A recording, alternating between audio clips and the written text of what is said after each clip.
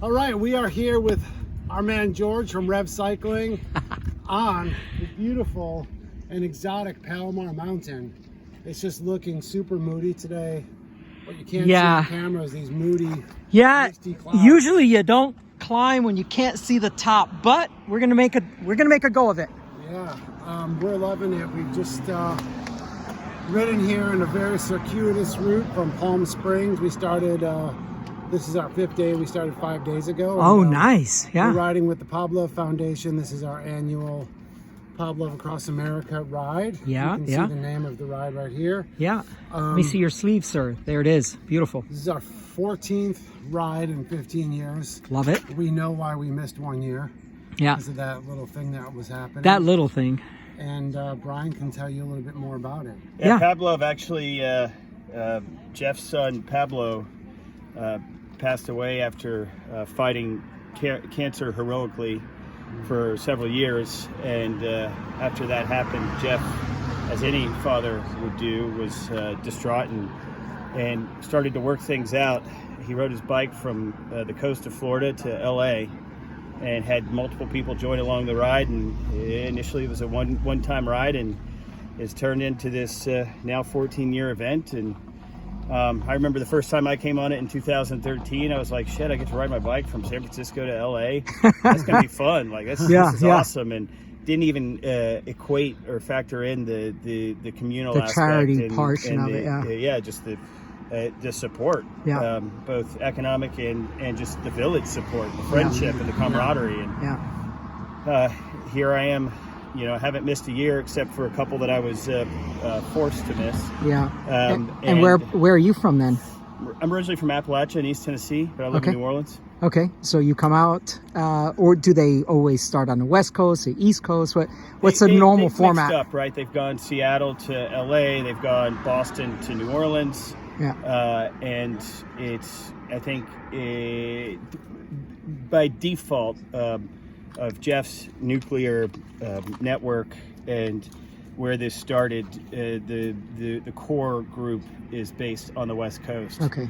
So is it like a 500-mile format, or? Yeah. Okay. 5 to 7. Okay. Okay. Over anywhere from 5 to 7 days now. Cool. The 3-week stints are by the by at this point, but it's typically somewhere within a week. And everyone has fundraising goals, and it's a real community effort to pitch in. And what really the essence of what Pablove does, there are a couple different components. One is what Jeff discovered when he was trying to help his son is that Big Pharma doesn't really put much attention on anything that doesn't have a potential proper return on that investment into research and development. So a lot of these rare cancers get no focus, and there's no treatment protocol.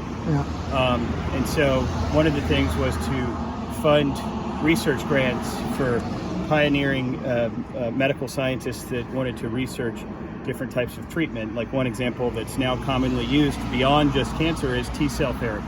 Okay. Well, the first grant for T-cell therapy was funded by Pablove Foundation. Nice. A second component of it is creating a strong sense of community for the children suffering and for their families.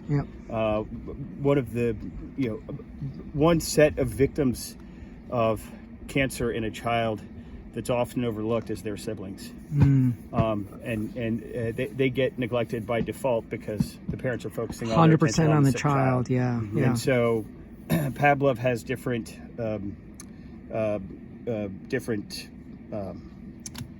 activities and organizations within it, like Shutterbugs, where they try to engage the children that are sick and engage family members to create that village community life, to create a support structure that exists beyond just the treatment element of it.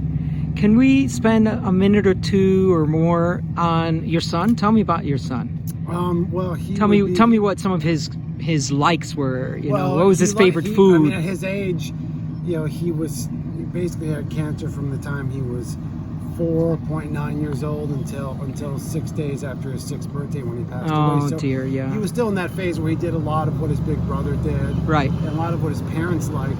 Yeah. He liked watching cycling. He liked watching. No kidding. Yeah. Oh, that's cool. And he liked riding his bike Yeah. He loved music. Nice. You Nice. know, just he was a kid, right? He Yeah. liked snacks. Yeah. Yeah.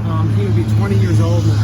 Okay. So we've brought his spirit and we've brought his name all over the country. Yes. You know, and Yeah. all over the world if you count where all these jerseys go. Right. We've got Right. hundreds of riders over the years. It's, you know, this ride has raised almost $7 million. I was about to ask.